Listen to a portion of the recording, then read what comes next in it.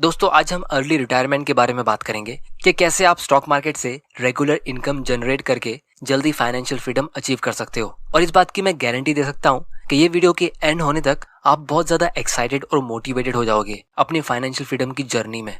तो वीडियो को एंड तक जरूर देख लेना, क्योंकि आज मैं आप लोगों को बहुत ही इंटरेस्टिंग चीजें बताने वाला हूँ जो आपको अपने पेरेंट्स से या किसी से भी कभी सुनने नहीं मिलेगी। तो चलिए शुरू करते हैं। तो दोस्तों मिलिए एन शाइबर से। ये आज से ऑलमोस्ट 130 साल पहले यानी 1893 में यूएसए में बॉर्न हुई थी। अब क्योंकि वो टाइम पे यूएसए में बहुत रेसिज्म होता था, मतलब ब्लैक लोगों को और फीमेल्स को प्रॉपर राइट्स नहीं मिलते थे, तो इन्हें यूएस में इनकम टैक्स के डिपार्टमेंट में जॉब तो मिल गया था, लेकिन हार्ड वर्किंग और टैलेंटेड होने के बाद भी इनका कभी प्रमोशन हुआ ही नहीं। तो इन्होंने अपनी पूरी लाइफ में एक बेसिक लेवल का जॉब किया एज ए हेल्पर, जिसमें इनकी ईयरली सैलरी कभी भी $3000 के ऊपर गई नहीं। तो बेसिकली इनको अपनी पूरी लाइफ में हमेशा स्ट्रगल करते रहना पड़ा इमोशनली और फाइनेंशियली, क्योंकि इनके पेरेंट्स भी नहीं थे और इन्होंने शादी भी नहीं की थी। अब क्योंकि ये इनकम टैक्स डिपार्टमेंट में जॉब करती थी, तो इन्होंने बहुत सारे अमीर लोगों के टैक्स रिपोर्ट्स रीड कर रखे थे। तो इनको काफी अच्छे से समझ आ गया था कि अमीर लोग इतना अमीर कैसे होते और उनके अमीर रहने का राज क्या होता है। और यही चीज आज मैं आप लोगों को इस वीडियो में बताने वाला हूँ। अब दोस्तों वो टाइम पे यूएसए में म्यूचुअल फंड्स इतने कॉमन नहीं थे और इंडेक्स फंड इन्वेंट भी नहीं हुआ था, और एम्प्लॉयज के लिए कोई पेंशन प्लान्स नाम की चीज नहीं होती थी। तो इसीलिए जब 51 साल की उम्र में एन रिटायर हुई तो इनके पास बहुत ज्यादा पैसा नहीं था। कुछ रिपोर्ट्स के हिसाब से हम ये एस्टिमेट कर सकते कि इन्होंने अपने रिटायरमेंट में सिर्फ 5 से 10 हजार डॉलर जमा किए थे। मतलब जितना ये 1-2 साल में अर्न करती थी उतना इन्होंने अपनी पूरी लाइफ में सेव किया था। लेकिन फिर भी इन्होंने अपनी लाइफ में एक ऐसी चीज सीखी और एक ऐसा मुकाम हासिल किया जिसको आप इमेजिन भी नहीं कर सकते। क्योंकि जब 101 साल की उम्र में इनकी डेथ हुई तब इनकी नेटवर्थ $22 मिलियन की थी, मतलब 150 करोड़ रुपीस से भी ज्यादा, जो 1990s के हिसाब से बहुत ज्यादा होते।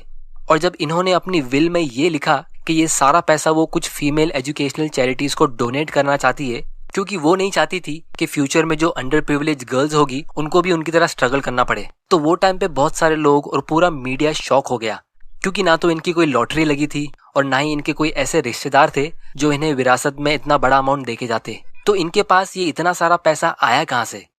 तो दोस्तों जब इन्वेस्टिगेशन हुई तब हमें पता चलता है कि ये सारा पैसा उन्होंने स्टॉक्स में इन्वेस्ट करके ग्रो किए थे, जिसकी शुरुआत इन्होंने सिर्फ $5000 से की थी, वो भी अपने रिटायरमेंट के बाद।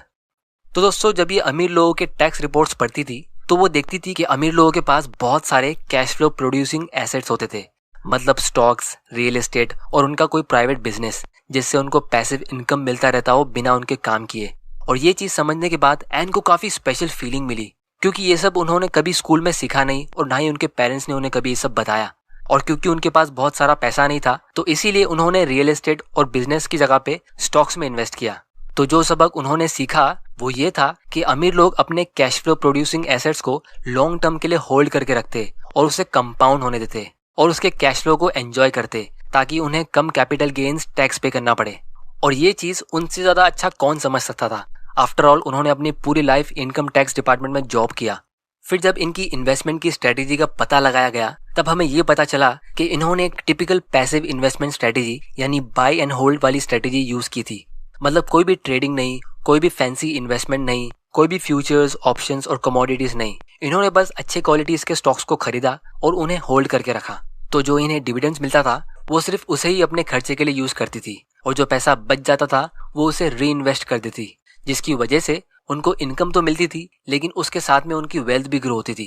क्योंकि दोस्तों अगर हम कैलकुलेट करेंगे कि जो 10,000 से 22 मिलियन की जो इनकी वेल्थ ग्रो हुई थी वो कितने रेट से ग्रो हुई है, तो आप जान के हैरान हो जाओगे कि वो सिर्फ 15 से 18% के रेट से ग्रो हुई थी।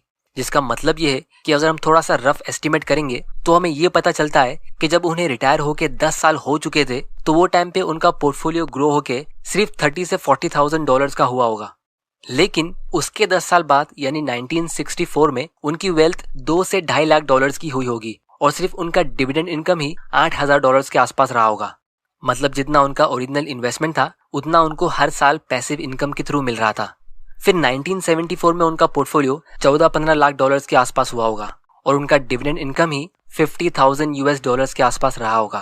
फिर 1984 में उनकी वेल्थ ग्रो होकर 40 से 50 लाख डॉलर्स की हुई होगी।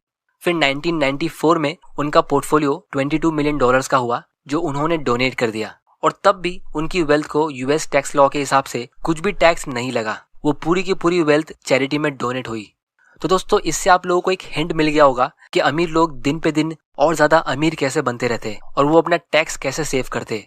इस चीज को हम ज्यादा डिटेल में फ्यूचर वीडियोस में कवर करेंगे, जिससे आपको और बहुत सारी इंटरेस्टिंग चीजें सीखने मिलेगी। अब दोस्तों, बहुत सारे लोग कहेंगे कि यार इतना बुढ़ापे में इतना अमीर बन के क्या फायदा, हमारे पास एनर्जी भी तो होनी चाहिए उसे एंजॉय करने की। लेकिन अगर आप नोटिस करोगे तो इन्होंने इन्वेस्टिंग की शुरुआत ही 50 साल की उम्र में की थी। तो अगर ये अपनी लाइफ में थोड़ा जल्दी इन्वेस्टमेंट कर लेती तो शायद ये पूरे वर्ल्ड की फेमस इन्वेस्टर्स में से एक होती और अपनी लाइफ में काफी जल्दी फाइनेंशियल फ्रीडम अचीव कर लेती। लेकिन प्रॉब्लम ये है कि उनको यंग एज में कोई बताने वाला था नहीं और ना ही हमारे पास वो टाइम पे यूट्यूब होता था। लेकिन फिर भी अगर ये 50 साल की उम्र में इन्वेस्टिंग नहीं करती तो आप इमेजिन कर सकते हो कि इनकी लाइफ का सेकेंड हाफ मतलब 50 साल की उम्र से 100 साल तक की लाइफ कितनी बुरी होती। जितना स्ट्रगल इन्होंने शुरू के 50 साल में किया होता उससे काफी ज्यादा स्ट्रगल बाद के 50 साल में इन्हें करना पड़ता, क्योंकि वो टाइम पे वो जॉब भी नहीं कर सकती थी।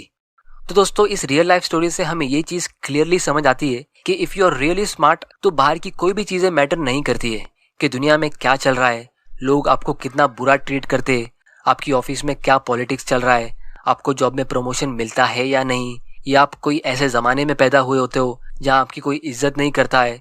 ये सब बाहर की चीजें मैटर नहीं करती है। मैटर सिर्फ ये करता है कि आपके दिमाग के अंदर क्या है, मतलब आपका माइंडसेट कैसा है।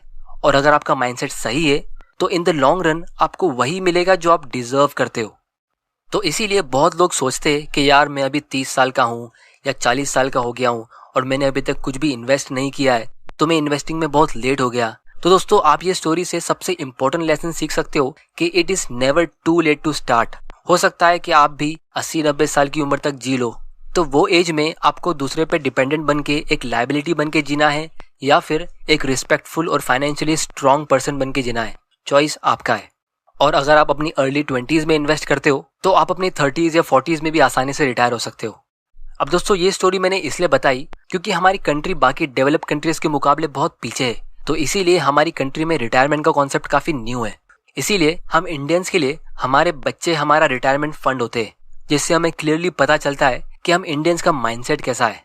इसीलिए आप लोगों के लिए मेरा एक सिंपल मैसेज ये है कि हम इंडियंस की फैमिलीज में अब यूजुअली 2-3 बच्चे होते हैं और उनके पेरेंट्स उन पे 20-25 साल खर्चा करते उनको एजुकेशन देने के लिए, उनकी सारी बेसिक नीड्स पूरी करने के लिए, ताकि वो अपनी लाइफ में सेटल हो जाए और बुढ़ापे में वो उनके काम आ सके। तो इसी तरह आप अपने फ्यूचर को भी एक तीसरे बच्चे की तरह समझ लो। तो जितना अमाउंट आप अपने एक बच्चे पे खर्चा करते हो उतना ही अमाउंट आप अपने रिटायरमेंट फंड में इन्वेस्ट करते रहो, किसी सिंपल से इंडेक्स फंड में या कोई अच्छी कंपनीज के पोर्टफोलियो में। और यही चीज आप 15 से 20 साल के लिए डिसिप्लिन के साथ कर लो। फिर उसके बाद आपके 2 बच्चे आपको फ्यूचर में सपोर्ट करेंगे या नहीं ये हमें नहीं पता, लेकिन आपका तीसरा बच्चा यानी आपका रिटायरमेंट फंड वो आपकी जरूर मदद करेगा आपकी पूरी लाइफ में। और अगर आप उसे अच्छी जगह इन्वेस्ट करते हो जिससे आप पैसिव इनकम जनरेट कर सकते हो, तो कंपाउंडिंग के जरिए उससे आप अपने बाकी दोनों बच्चों को भी सपोर्ट कर सकते हो। और बाकी दोनों बच्चों को तो क्या, आप बहुत सारे अंडर प्रिविलेज लोगों को भी सपोर्ट कर सकते हो, जैसा एन शाइबर ने हमें करके दिखाया।